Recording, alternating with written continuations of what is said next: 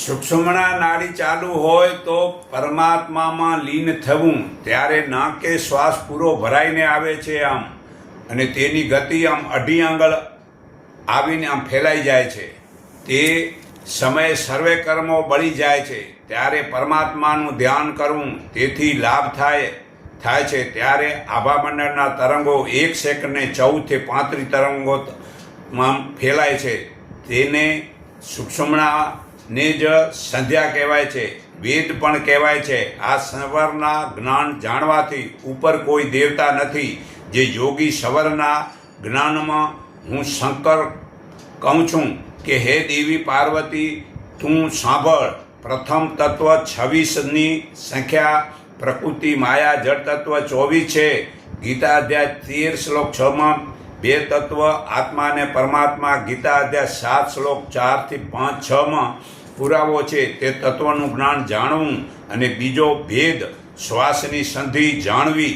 ત્રીજો ભેદ સવરના ચિહ્નો જાણવા. ચોથો ભેદ સવરના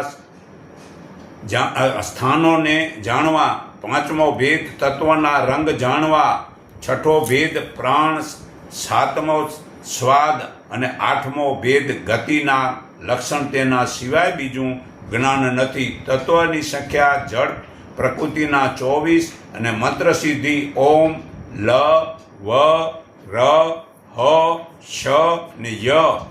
આ થાન વાંચો અને સત્યપ્રકાશ પાના નંબર 176માં આ બધું વાંચી લેજો. આહાર 3 પ્રકારના છે: આયુષ, સાત્વિક, બળ અને સુખ. પૌષ્ટિક, રસવાળો, ચીકણો અને મનને ગમે છે.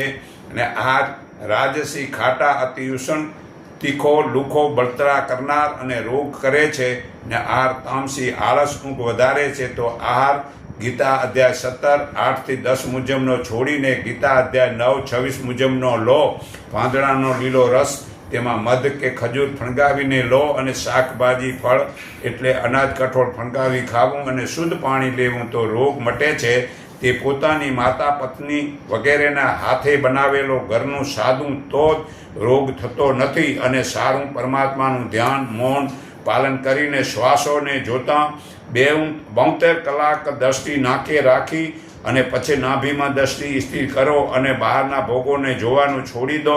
ઇન્દ્રિયો, મન વશ કરી ઈચ્છા, ભય, ક્રોધ છોડી દો, તો મોક્ષની સાધનાની તમારી સદા મુક્ત બને છે. આ ગીતા અધ્યાય 5 શ્લોક 27 થી 28માં પુરાવો છે.